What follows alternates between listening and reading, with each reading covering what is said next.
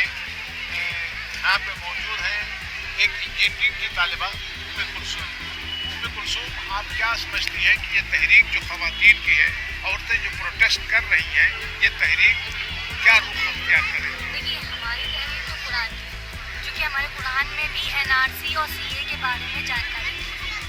ये उसके एनआरसी और सीए जो है, जो हमारी अधिकार, हमारी मानवता ख़त्म करने के लिए अमित शाह जी और योगी जी और मोदी जी बोल रहे हैं, बयानबाजी कर रहे हैं कि हिंदू मुस्लिम औरतें ये सब बाहर निकल के आ रही हैं, अपनी औरतों को बाहर भेज रहे हैं, मर्द कम्बल में बैठे।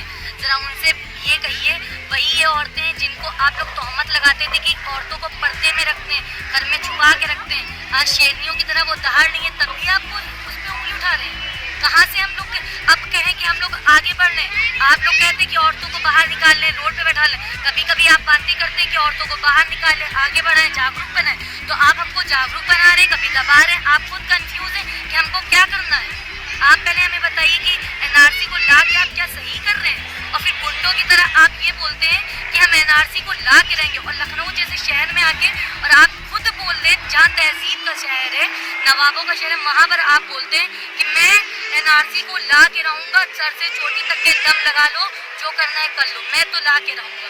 तो ये औरतें जो बैठी हुई हैं, सारी हमारी ख्वातीन बहनें जो दिन रात मतलब यहाँ पर बैठी रहती हैं, मतलब हिलती नहीं है, सिर्फ यही आस में कि एनआरसी को हम हटा के इस देश से हटा दें। आप इस जद्दोजहद में कितना शरीक है और कितनी हिस्सेदारी आपकी है? जी, मैं पहले दिन से यहाँ पर आना स्टार्ट करी हूँ। मैं 15 किलोमीटर दूर हॉस्टल में रहती हूँ, मैं बीटेक की स्टूडेंट हूँ। तो मैं इंजीनियरिंग की क्लासेस अपनी करके फिर मैं वहाँ से आती हूँ, 3 घंटे में आती हूँ, फिर यहाँ पर रहती हूँ, फिर मैं रात में निकलती हूँ, फिर मैं कॉलेज करती हूँ, फिर आती हूँ। मेरा ये रोज़ का सफ़र चल रहा है और डेली मैं आती हूँ। के बचाने के लिए? जी बिल्कुल, दीन के लिए भी, और फिर एनआरसी को इस देश से जड़ से उखाड़ देने के लिए। गुरुसा राणा का इस तहरीक से जुड़ना और इस सिलसिले में कि एनआरसी और सीए के खिलाफ आवाज़ उठाना एक बहुत बड़ा अपने आप में माने रखता है। उन्होंने किस तरह से इकट्ठा किया, किस तरह से औरतों की रहनुमाई की और क्या कहना है उनका इस दोनों क़वानीन के खिलाफ।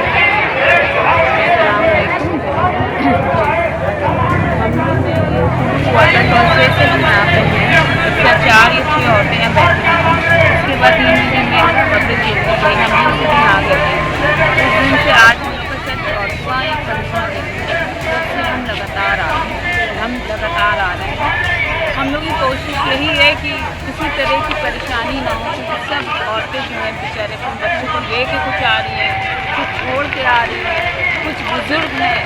मेडिसिन हम लोग ने किया हुआ है, मेडिकल यहाँ पे है, सब कुछ यहाँ पे अवेलेबल किया है कि किसी तरह की इनको दिक्कत ना है, खाने पीने के इलाज के लिए 24 घंटे लोग बैठे रहते हैं, उसमें से 12-12 घंटे औरतें देती हैं। इस तहरीक के सिलसिले में आप कहाँ, इस तहरीक के सिलसिले में आप में क्या महसूस कर रही हैं?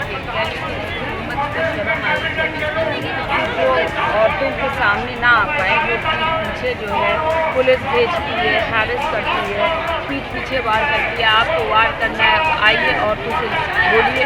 आप एक तरफ कहते हैं कि औरत जो है हिंदुस्तान की सीता है, हाँ, तो अगर सीता है तो काली बनते टाइम नहीं लगता है, वो काली हो चुकी है। उनसे मैं ये गुजारिश करूँगी कि एनआरसी और सीए ला के ये जो है पूरे देश का बंटवारा करें।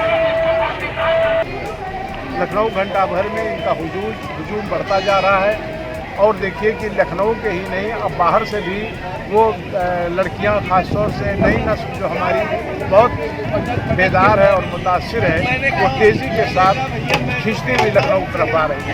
हम आज आपके सामने पेश कर रहे हैं सिकंदरपुर बलिया चंद्रशेखर जी, साबिक़ वज़ीर आज़म और बहुत ही मुल्क के बड़े लीडर के वतन से आई हुई हैं ये कहकशां। और कहकशां, जब आप लखनऊ आई हैं, क्या सुन के आई हैं और सीए के खिलाफ या इसके फेवर में किस सिलसिले में आप आई हैं? सीए, एनआरसी, एनपीआर, ये जो चीज़ें हैं जो हमारे होम मिनिस्टर क्रोनोलॉजी हमें समझा रहे, मैं उसके खिलाफ आई हूँ।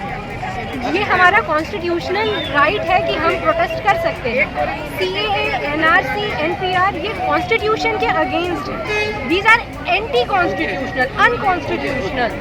एक्ट और ये जो भी ला रहे हैं वो अनकॉन्स्टिट्यूशनल है। यहाँ पे कोई हिंदू या कोई सिर्फ मुसलमान नहीं आए हैं, यहाँ पे हर जात के लोग आए हैं, हर धर्म के लोग आए हैं, ये सोच के कि ये हमारे संविधान के विपरीत है, ये हमारे संविधान को सपोर्ट नहीं करता है। इसमें सिर्फ कोई एक आप कह दें कि सिर्फ मुस्लिम औरतें हैं, ये गलत है, ये साफ गलत है। और यहाँ पे सब है, चाहे वो हिंदू हो, चाहे मुस्लिम हो, चाहे कोई भी हो, सब आए हैं। मेरा ये कहना है कि हम अगर कागज़ दिखा भी देंगे तो क्या अमित शाह जी और हमारे मोदी जी अपने कागज़ दिखाएंगे? अब वो हमारे कागज़ की बात कर रहे हैं तो क्या वो अपने कागज़ नहीं दिखाएंगे? अपनी माँ को लाइन में लगा देते हैं, आज उनको अपनी यहाँ पे उनकी ये सारी औरतें नज़र नहीं आ रही हैं, उनकी बहनें नज़र नहीं आ रही हैं। ये बताइए कि जो लखनऊ में धरना मुजाहरा और एजिटेशन चल रहा है, इसका असर दूसरे ज़िलों में और दूसरी जगहों पे क्या पड़ रहा है? आप बहुत दूर दराज के मकाम से आ रही हैं, बिल्कुल मशरक़ी यूपी से। हर जगह पहले दिल्ली शाहीन बाग, तो आज हर जगह शाहीन बाग बना पड़ा है। लखनऊ में भी प्रोटेस्ट हो रहे हैं, हर जगह हो रहे हैं, इलाहाबाद में हो रहे हैं, चाहे बिहार में उठा के देख लीजिए, हर जगह हो रहे हैं। अगर सरकार हमारी, वो हमसे है, हम उनसे नहीं है। हमने उन्हें वोट दे के हमने उन्हें बैठाया उस जगह पे कि हम जो चाहें वो करें, ना कि वो जो चाहें हम वो करें। मेरा ये